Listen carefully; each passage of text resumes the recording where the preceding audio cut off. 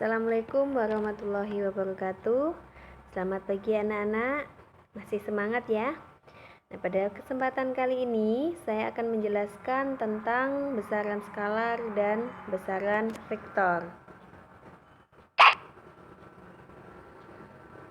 Selain dikelompokkan menjadi besaran pokok dan besaran turunan, seperti pada materi yang sudah kita bahas sebelumnya, besaran fisika juga dapat dikelompokkan menjadi besaran skalar dan besaran vektor. Besaran skalar adalah besaran yang hanya memiliki nilai atau harga. Contohnya panjang, massa, waktu, suhu, jumlah zat, intensitas cahaya, luas, volume, massa jenis, energi, daya, dan lain-lain. Jadi pada saat kita menghitung luas, misalnya ya, pada saat kita menghitung luas suatu bidang atau suatu bujur sangkar misalnya, kita hanya dapat menyebut nilainya saja. Misalnya 20 cm persegi. Nah, atau mungkin pada saat kita menimbang satu keranjang buah mangga misalnya, mangga tersebut akan pada timbangan itu akan tertera angka yang menunjukkan massa mangga tersebut, misalnya 4 kg. Itu contohnya. Nah, pada prinsipnya untuk besaran skalar itu dinyatakan dengan hanya menyatakan nilainya saja. Seperti tadi ya. Jadi massa benda misalkan atau massa mangganya 4 kg. Atau tadi luas bujur sangkarnya 25. Panjang tali 30 cm. Massa bendanya tadi 4 kg.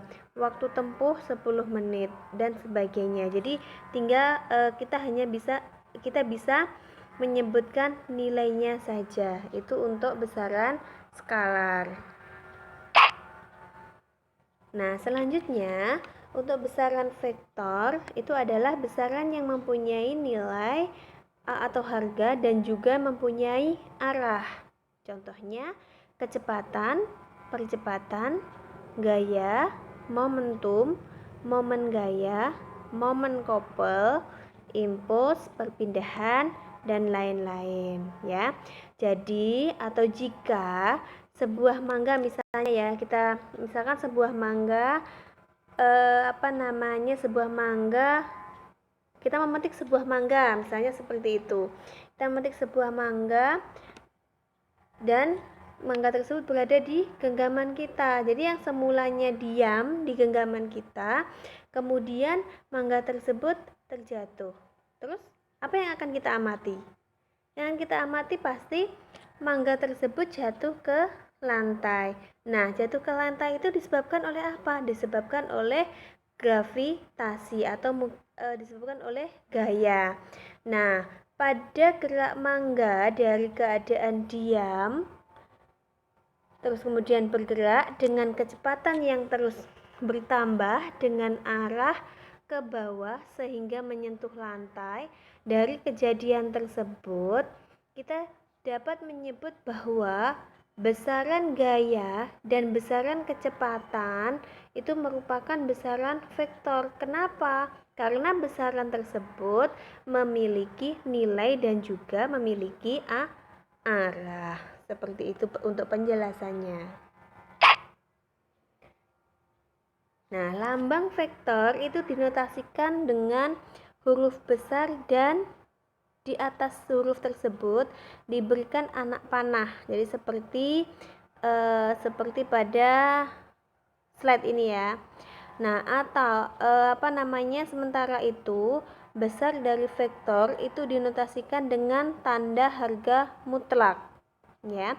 Selain itu, lambang suatu vektor itu dapat dinotasikan dengan huruf besar yang dicetak tebal. Jadi misalkan vektor A itu berarti A-nya tebal, atau vektor B, B-nya dicetak tebal.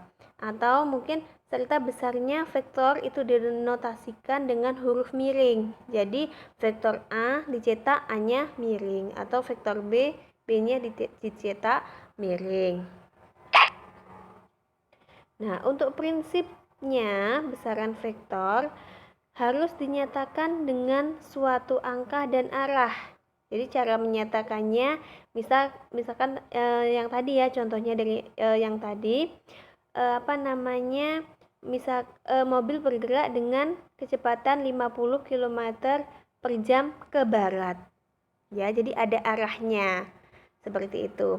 Terus benda didorong dengan gaya 15 Newton ke kiri. Jadi ada arahnya dan juga ada nilainya dan sebagainya.